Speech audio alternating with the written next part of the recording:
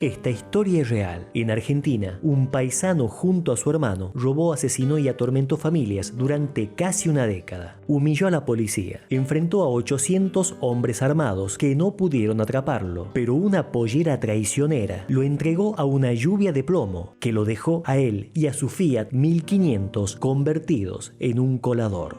Hoy te cuento el ascenso y caída de Isidro Velázquez, el bandido rural más temido, pero también, y hasta el día de hoy, el más amado en el país.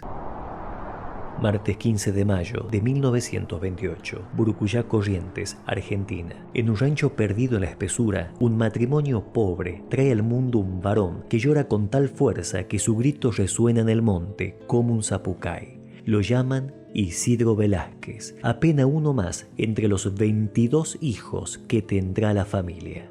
Su infancia se forja en la miseria, con carencias que endurecen el carácter, pero también con juegos y travesuras que afinan los sentidos. Su hermano Claudio, apenas un año menor, se convierte en su sombra. Desde chicos son inseparables, cómplices de aventuras, pasan tardes y noches internados en el monte, explorando aquellos territorios agrestes y traicioneros. Apenas pisaron la escuela, ellos eligieron el monte. Allí aprendieron a orientarse, a ocultarse entre la vegetación, a moverse con soltura de día y de noche, sin saberlo. Con esas correrías infantiles estaban forjando las habilidades que años más tarde les salvaría la vida, cuando patrullas con más de 800 policías armados le pisen los talones. Sí, porque en el futuro las cabezas de estos niños tendrán un alto precio. La familia Velázquez, en busca de sustento, se muda a Lapachito, una pequeña localidad del Chaco. El padre encuentra trabajo en una estancia. Isidro y Claudio se ganan la vida como peones en diferentes changas. En ese tiempo, descubren su fascinación por las armas y la caza y se vuelven excelentes tiradores. Donde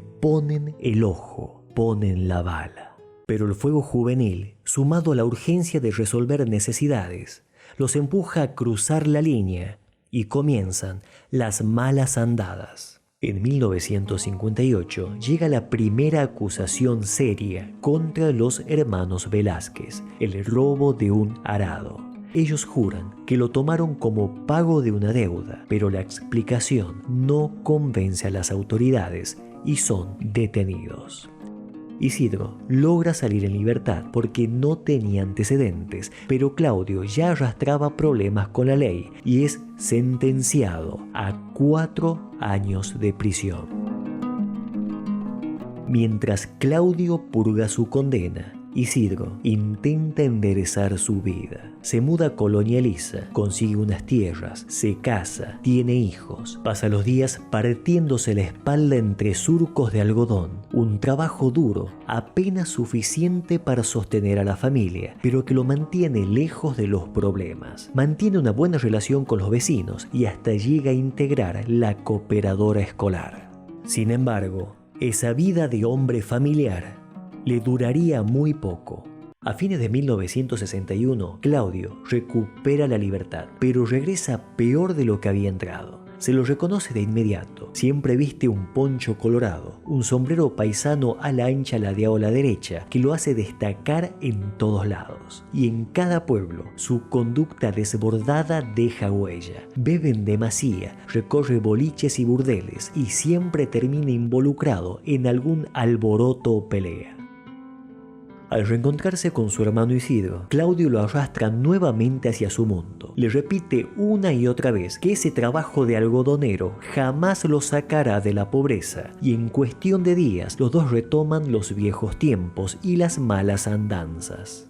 Pero pronto, aquella ilusión de dinero fácil se desmorona. Isidro vuelve a ser detenido, acusado de robos y de haber ingresado a cazar a propiedad privada. Amigos de este sostienen que los cargos contra Isidro son falsos, que la policía comenzó a hostigarlo por el solo hecho de ser hermano del problemático Claudio. Fuese cual fuese la verdad, esta vez la situación de Isidro Velázquez era seria. Ya cargaba con antecedentes y la condena parecía ser inevitable. Y peor aún, se enteró que en cuestión de días sería trasladado a una cárcel de máxima seguridad en Resistencia. Ante este panorama, Isidro toma la decisión de escapar de aquella comisaría y lo hace con la ayuda de su hermano Claudio, y ambos huyen del pueblo, siendo este el punto de no retorno, el inicio de una carrera delictiva que terminaría desatando una de las cacerías más brutales de la historia policial argentina.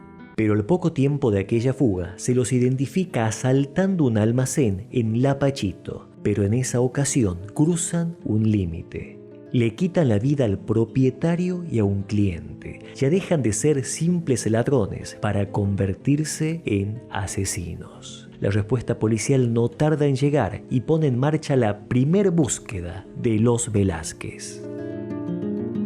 El nombre de los hermanos Velázquez empezó a correr de boca en boca por los pueblos. La policía los describe como criminales despiadados, peligrosos y fuertemente armados. Y eso era cierto, siempre cargaban armas cortas y largas que manejaban con gran destreza y puntería. Eran pistoleros mucho más hábiles que cualquier efectivo policial de la zona.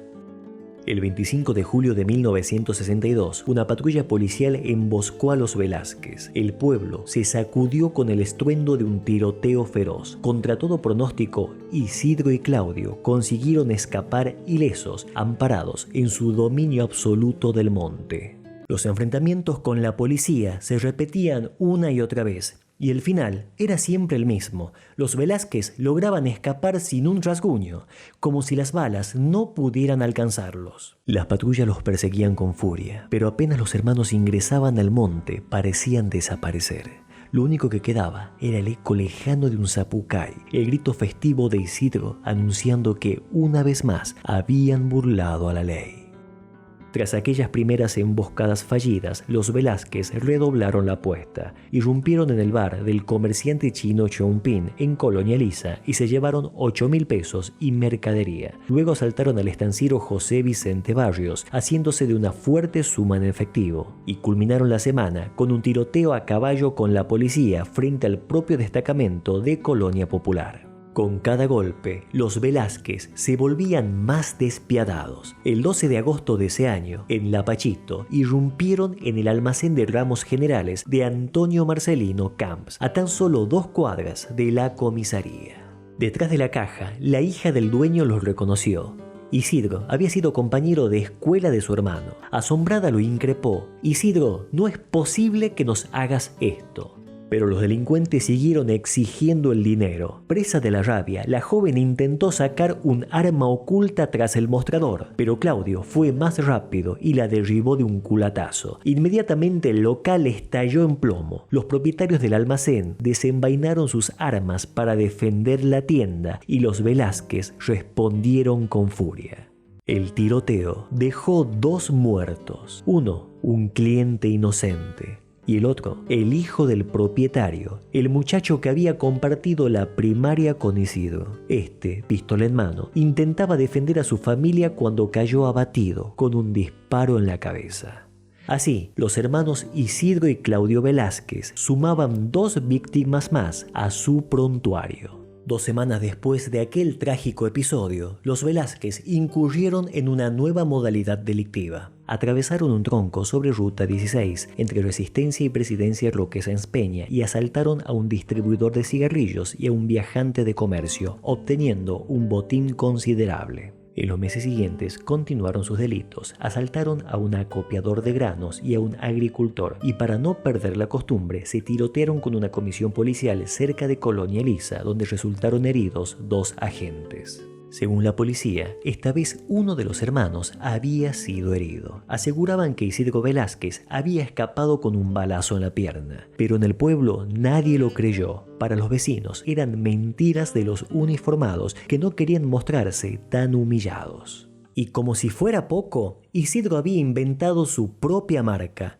Cada atraco, cada fuga la coronaba con un zapucay, ese grito tradicional y festivo de la región. Los pobladores solían escucharlo mientras este se perdía en el monte. Aquel grito era más que una señal de victoria, era una burla a la ley. Para la policía, aquello resultaba intolerable. Una y otra vez, las patrullas volvían con las manos vacías, cargando la humillación de la derrota. ¿Cómo podía ser que dos hombres lograran burlar siempre a cuerpos enteros de agentes armados con rifles y metralletas? La explicación iba más allá de la fantástica puntería o del dominio del monte de los Velázquez. Los hermanos contaban con un arma hasta ese momento secreta y sumamente eficaz: el apoyo popular. Tras cada enfrentamiento y fuga, su fama crecía. Sus hazañas pasaban de boca en boca, de pueblo en pueblo, y sin proponérselo, los hermanos se iban convirtiendo en mito.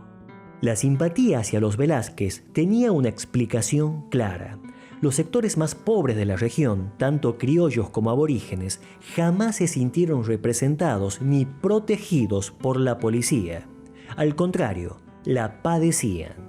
En aquellos años, muchos uniformados imponían su autoridad mediante la violencia y la crueldad, actuando casi siempre al servicio de grandes hacendados. Son vox populi las historias sobre la crueldad policial de aquella época. Cuando sorprendían a alguien robándole un estanciero, en vez de procesarlo como marcaba la ley, preferían hacerlo escarmentar por cuenta propia. Y no solo con golpizas o latigazos, sino con castigos todavía más crueles.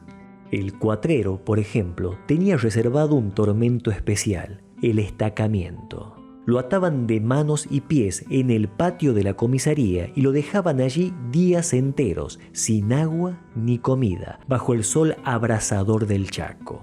Eran devueltos a sus familias cuando estos ya estaban en estado crítico. Así la policía se aseguraba de que jamás volvieran a robar ganado a los estancieros de la zona. En ese contexto, ver a dos hombres salirse con las suyas y burlar una y otra vez a las fuerzas del orden generaba una profunda satisfacción en buena parte de la población humilde, y bajo esa mirada popular los hermanos Velázquez empezaban a perfilarse como figuras heroicas, inclusive míticas. Con el tiempo, aquellas historias reales de asaltos y huidas bajo lluvias de bala empezaron a cubrirse de fantasía. Cada narrador agregaba su propia inventiva. Lo que a veces nacía con la intención de entretener a los chicos, terminaba fascinando también a los adultos. Así nacieron relatos surrealistas que aseguraban que los Velázquez habían sellado pactos con deidades a cambio de ciertos poderes. Decían, por ejemplo, que apenas ponían un pie en el monte, podían desaparecer sin dejar rastros. Que Isidro, con solo una mirada, era capaz de paralizar a la policía. Y otras versiones aseguraban que los hermanos estaban protegidos por amuletos regionales como el payé, que los hacía inmunes al plomo y las balas le rebotaban en la piel.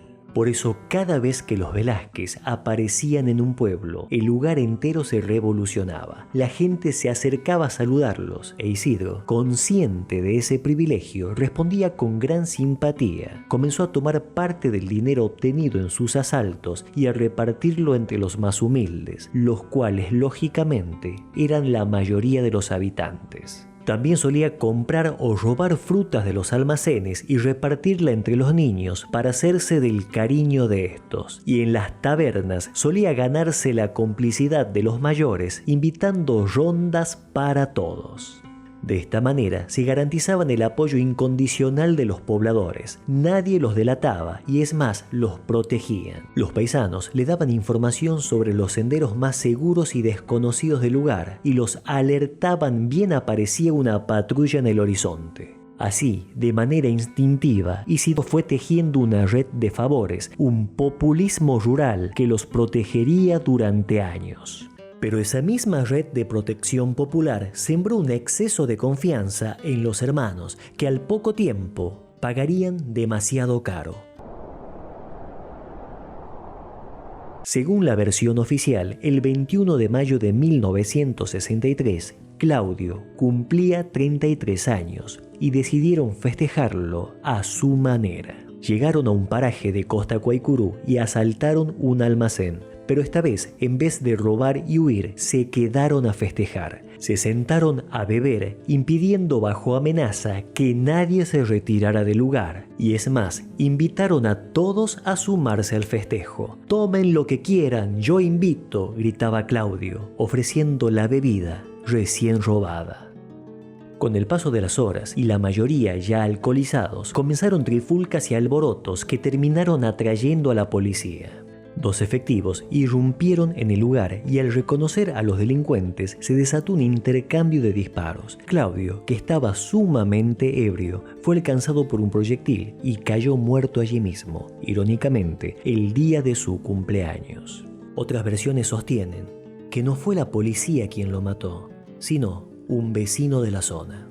Cuentan que fue un estanciero del lugar quien aprovechó la ebriedad de Claudio para abatirlo con facilidad. Otros aseguran que murió en un tiroteo tras una trifulca con otro borracho. Pero estas diferentes versiones coinciden en que la policía llegó 1 hora después de lo sucedido y ante la grata sorpresa se atribuyeron la baja del bandido. Fuese cual fuese la verdad de los hechos, Claudio había sido eliminado e Isidro siguió huyendo. Aquella tarde no se escuchó ningún zapucay desafiante. El monte estuvo de luto y anocheció en silencio.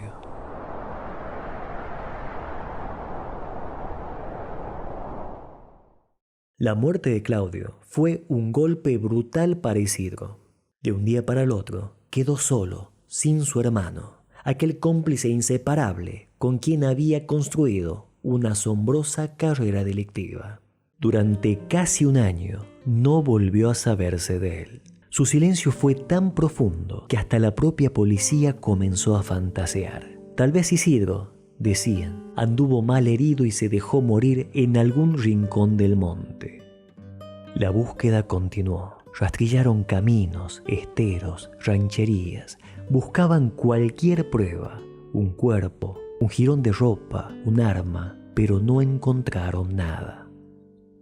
Un viejo comisario se negaba a creer que Isidro hubiera perecido en el monte, pero tenía su propia teoría y era más lógica, y la repetía a sus colegas. El bravo de los Velázquez era Claudio. Y ese bien muerto está. Isidro solo ya no va a volver a jorobar. Seguro que se escapó para el Paraguay. Parte de esa especulación era cierta. Isidro había huido al Paraguay. Pero lo que aquel comisario no se imaginó era que lo que estaba por venir sería mucho peor.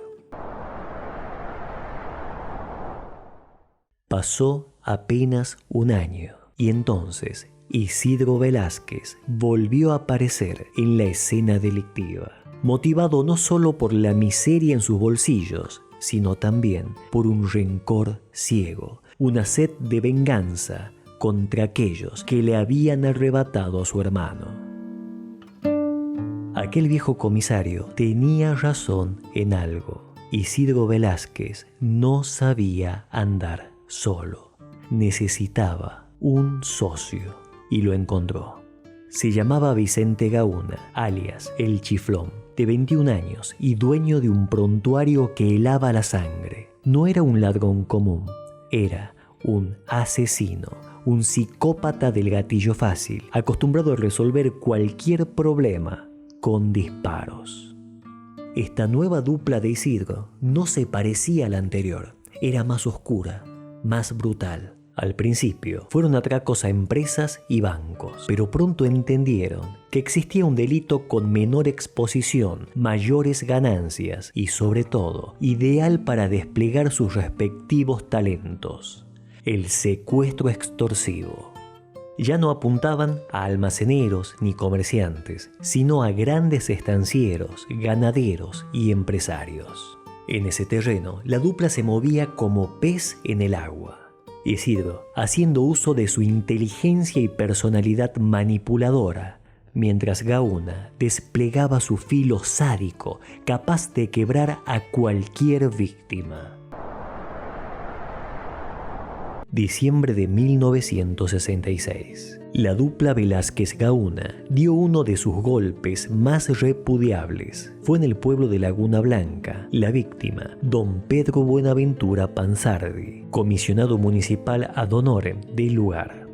Para ingresar al hogar de este hombre, los delincuentes tomaron de rehén a una vecina y en horas de la noche la llevaron hacia la vivienda de Panzardi. Una vez en la puerta, hicieron que la mujer llamase al dueño de casa. Panzardi y su hijo salieron para atenderla, y desde las sombras aparecieron Isidro Velázquez y Vicente Gauna y los encañonaron de inmediato. Tras despojarlos de 100.000 pesos, la violencia escaló sin sentido. Los delincuentes se volvieron hacia aquel padre y su hijo y abrieron fuego contra ellos.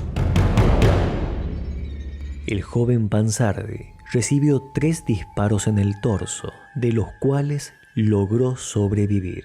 Pero su padre, don Pedro Buenaventura Panzardi, murió.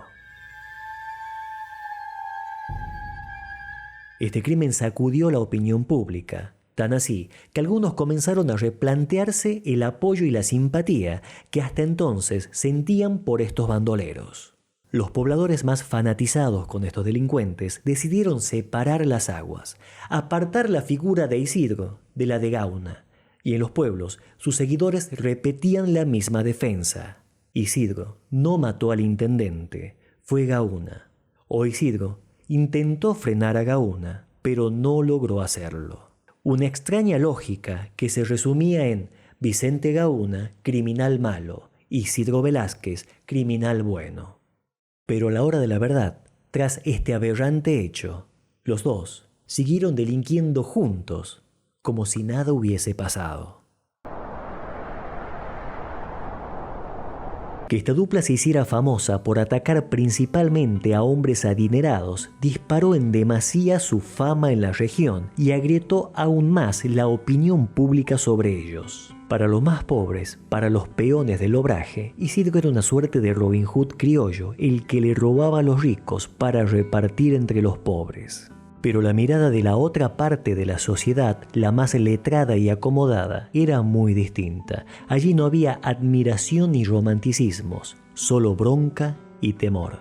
Fue tal el pánico que la sociedad rural chaqueña, cansada de ver cómo sus socios eran asaltados, secuestrados y hasta asesinados por estos bandidos, decidieron tomar cartas en el asunto y ofrecieron una recompensa de 2 millones de pesos por las cabezas de Velázquez y Gauna. 2 millones de pesos, que entonces equivalían a unos $14.000, una fortuna para la época.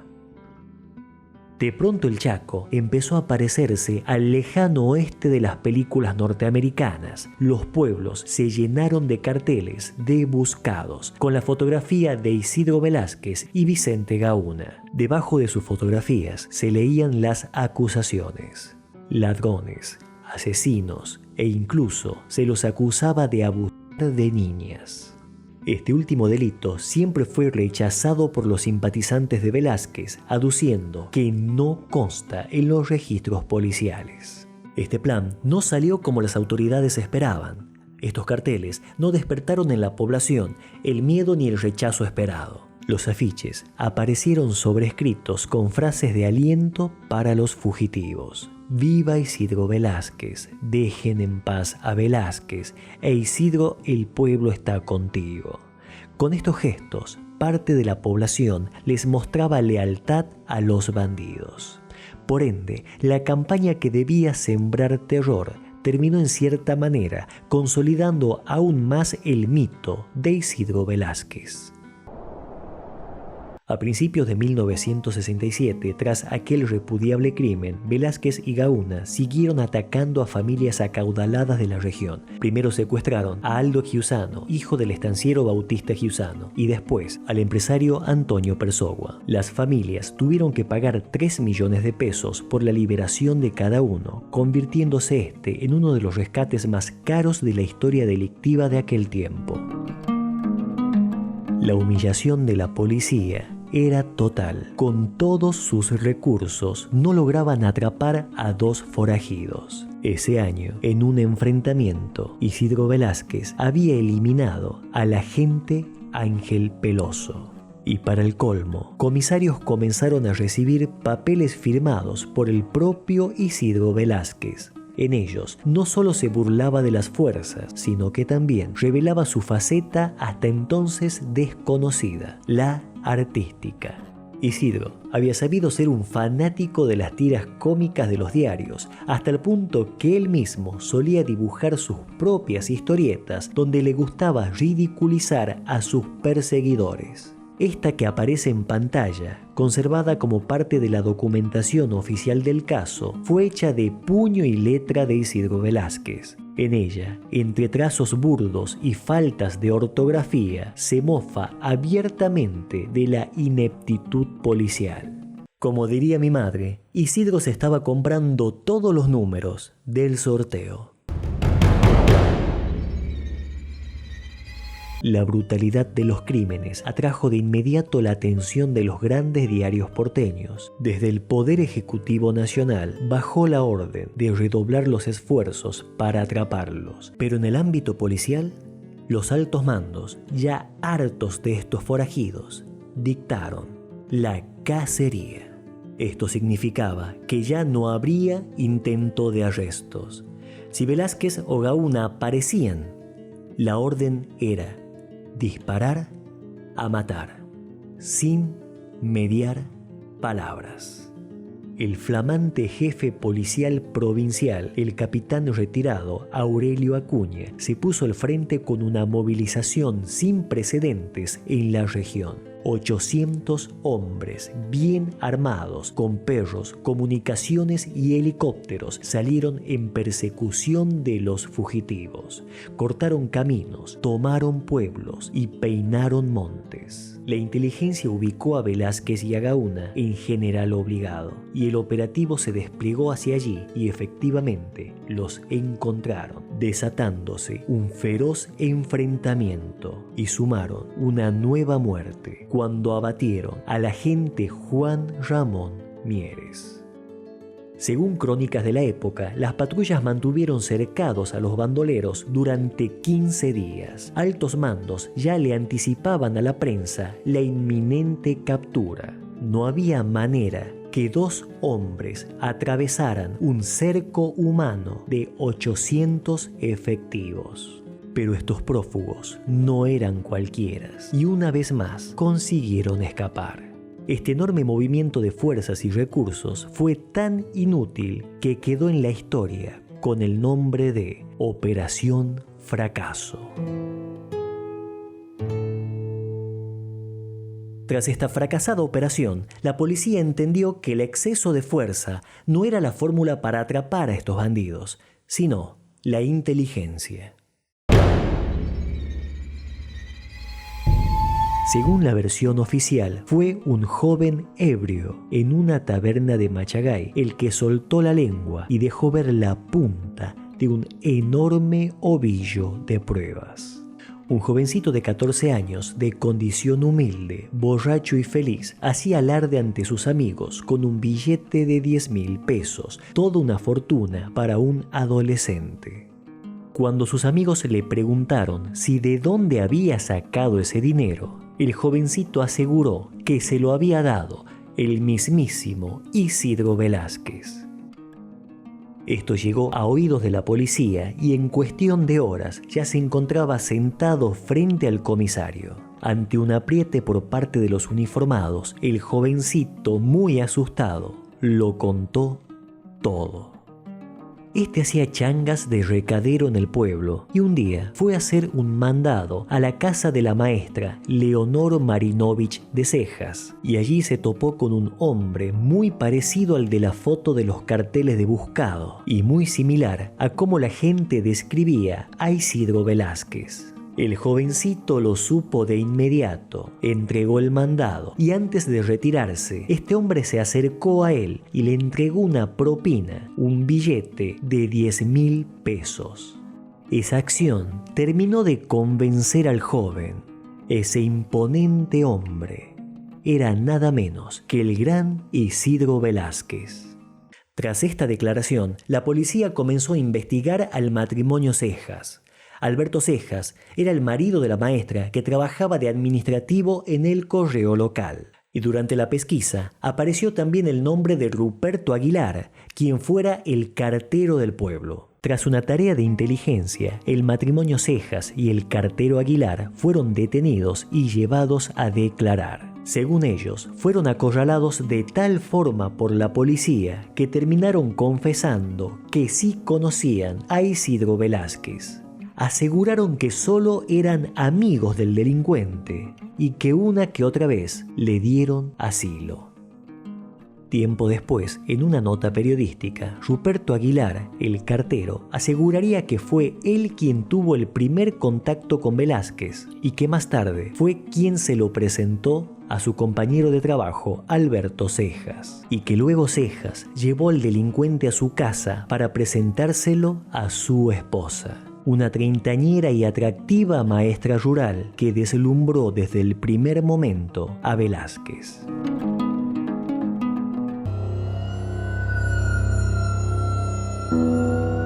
Cuando en la mira de los investigadores aparecieron el cartero Ruperto Aguilar, el administrativo Alberto Cejas y su esposa, la maestra rural Leonor Marinovich de Cejas, la policía creyó haber encontrado las piezas faltantes del rompecabezas. Durante años, altos mandos de la policía habían repetido la misma conclusión: Velázquez y Gauna no trabajan solos. Y ese entusiasta apoyo popular de la gente humilde de los pueblos no bastaba para sostener semejante maquinaria delictiva. La precisión, eficacia y el éxito de los atracos y secuestros no podían atribuirse únicamente a la astucia de dos hombres montados a caballo. Alguien los ayudaba y, sobre todo, alguien les hacía inteligencia y contrainteligencia, brindándoles información de calidad. Para los investigadores, detrás de Isidro y de Gauna había una banda bien organizada. Cuando surgieron los nombres del cartero Aguilar, de Cejas y de su esposa, los investigadores aseguraban haber dado con ese núcleo oculto, el verdadero grupo de apoyo de los bandidos. Según esta hipótesis, esta gente no eran simples amigos ni simpatizantes ocasionales de Isidro, sino elementos medulares de una organización criminal liderada por Velázquez. Los investigadores siempre consideraron improbable que los mismos hombres que ejecutaban los secuestros se arriesgaran a acercar cartas a las familias o a levantar los rescates de los puntos pactados. Esto implicaba grandes peligros de emboscadas. Cada uno de estos empleados públicos de aparente conducta intachable en Machagay cumplirían funciones específicas dentro de la organización de Isidro Velázquez. El Fiat 1500 de los Cejas habría servido como base logística, utilizado para transportar a los fugitivos, comprar y mover armas y municiones que nunca les faltaban y abastecer provisiones e incluso mover el dinero mal habido. Estos colaboradores habrían sido el perfil ideal, ya que difícilmente un policía requisara el baúl de un respetado empleado de correo o de una querida maestra de la comunidad.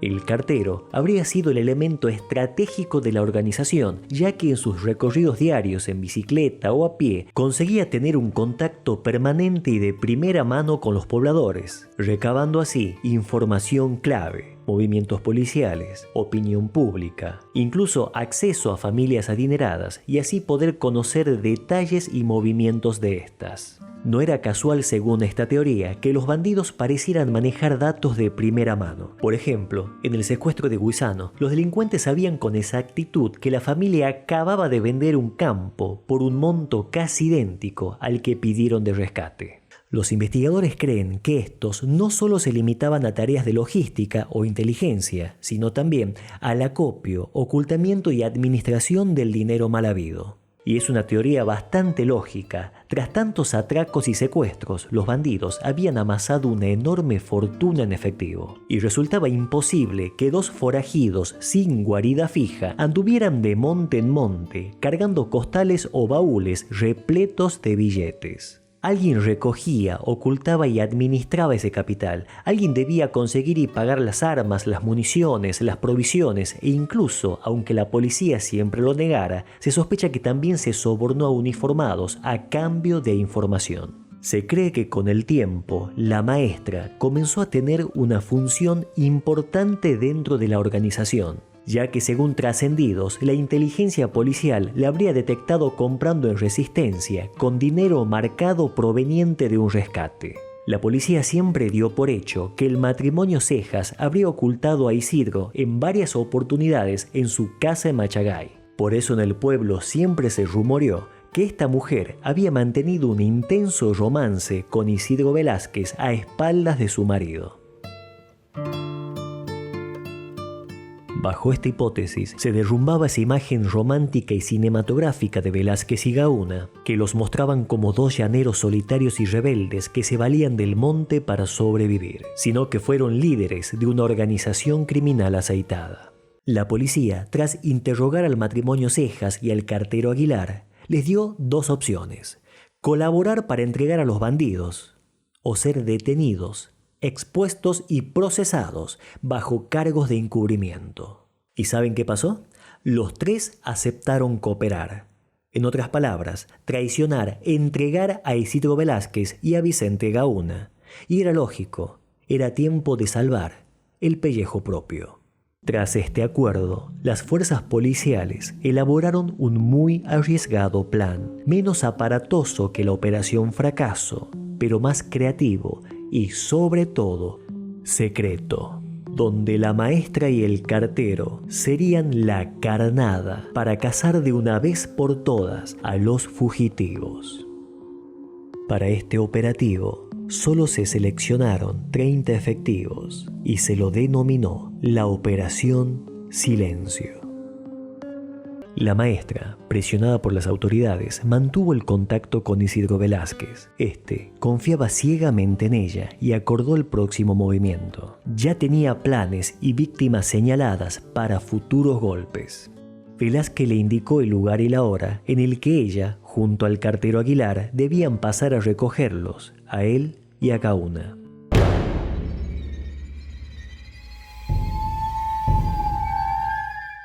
1 de diciembre de 1967. La maestra llegó a su punto de encuentro al volante de su Fiat 1500 Bordeaux, acompañada por el cartero Aguilar.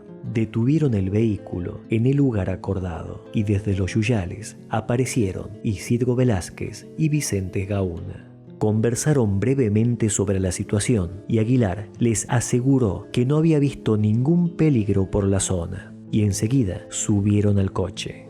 Los fugitivos se acomodaron en el asiento trasero. Cargaban armas cortas en el cuerpo, armas largas en las manos y cinturones cruzados al pecho repletos de proyectiles. El motor se encendió y el vehículo se puso en marcha. La maestra, a cargo del volante, apenas decía palabras. En su mente repetía el plan, las órdenes que le habían dado los policías. Desde el asiento trasero, Gauna la observaba en silencio. Notó que las manos de la mujer temblaban demasiado. Eran ya las 20:25 y el campo ya estaba oscuro. El Fiat avanzaba por la ruta y por momentos se sacudía. El cartero le comentó a los delincuentes que el motor venía fallando. Aparentemente recalentaba. Al llegar al paraje Pampa Bandera, el auto se detuvo por completo, en plena noche cerrada. «No sé qué le pasa a esta porquería, se paró y no arranca», dijo la mujer con voz temblorosa y muy preocupada. El cartero Aguilar intervino de inmediato y dijo: «Seguro es el radiador, bajemos a ver». La mujer y el cartero descendieron y caminaron hacia el frente, dejando a los prófugos en penumbras dentro del coche. Acto seguido, levantaron el capot del Fiat 1500. Esa era la señal. El instinto de Gauna se encendió miró hacia afuera y vio que la mujer y el cartero salían corriendo. Y entonces se dio cuenta y gritó: «¡Es una emboscada, Velázquez, una emboscada!». Y en ese momento, una lluvia ensordecedora de plomo comenzó a atravesar la chapa del Fiat. Velázquez tomó su arma y respondió con furia contra las sombras que disparaban desde la banquina. Pero Gauna, enfermo de odio, no apuntó hacia los tiradores, sino contra los traidores que huían desesperados frente al auto. Y de un certero disparo logró derribar al cartero. Y apenas un segundo después, una ráfaga cruzó su ventanilla y lo atravesó por completo. Vicente el Chiflón Gauna murió en el acto.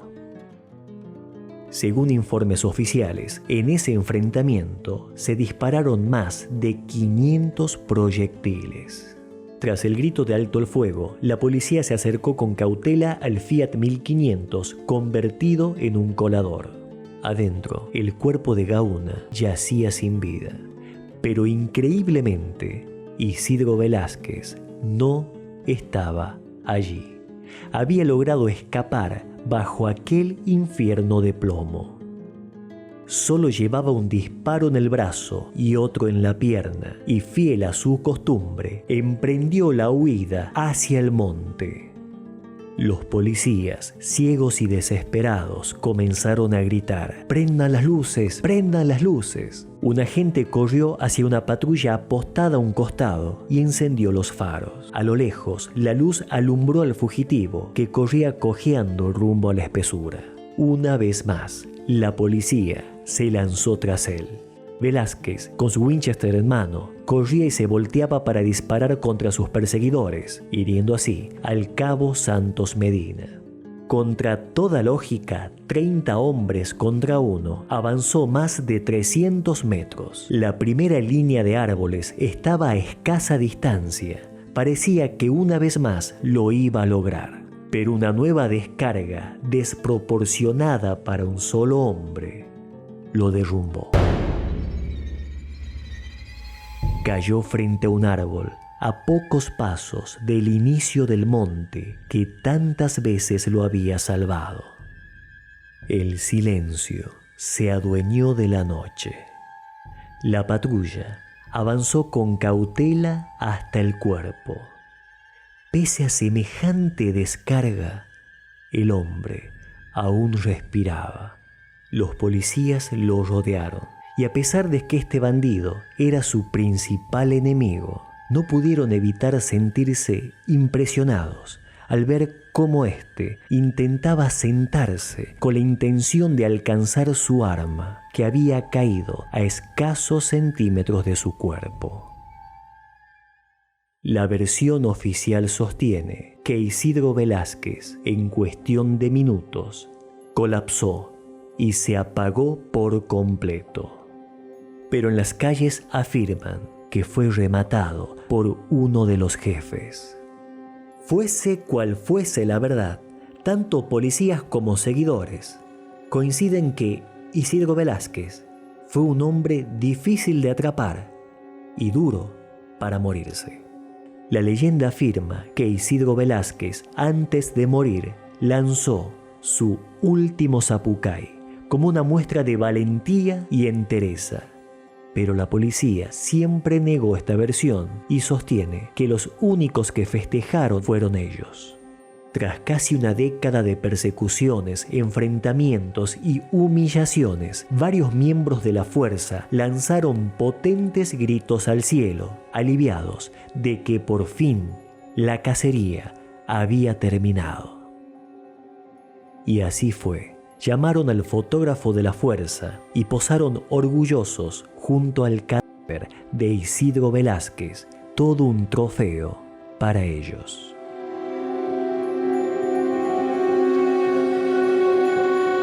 Al otro lado de la calle, el cartero Aguilar gritaba de dolor. Gauna murió creyendo que había abatido al traidor, pero la bala solo le atravesó la pierna y sobrevivió. La maestra salió ilesa, aunque emocionalmente estaba devastada. La culpa parecía devorarla. Al día siguiente, todo fue un circo.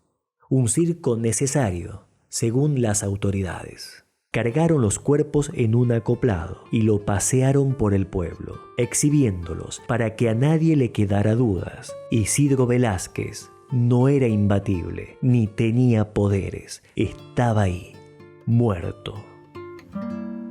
Pero la mayoría de los presentes reaccionaron de manera negativa, enfurecidos. Sentían que la policía les había matado a su héroe.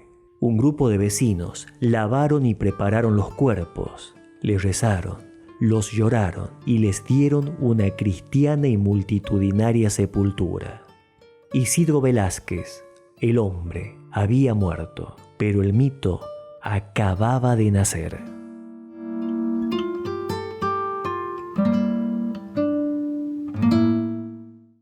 Hoy, más de 50 años después, la figura de Isidro Velázquez sigue dividiendo a la Argentina. Para algunos, fue un hombre bueno, que la pobreza y las injusticias empujaron al delito. Lo ven como un héroe porque robaba a los ricos y repartía parte entre los pobres.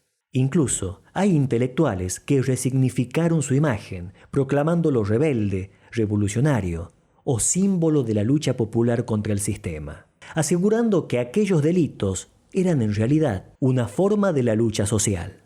Y esa visión no solo sigue viva, sino que creció.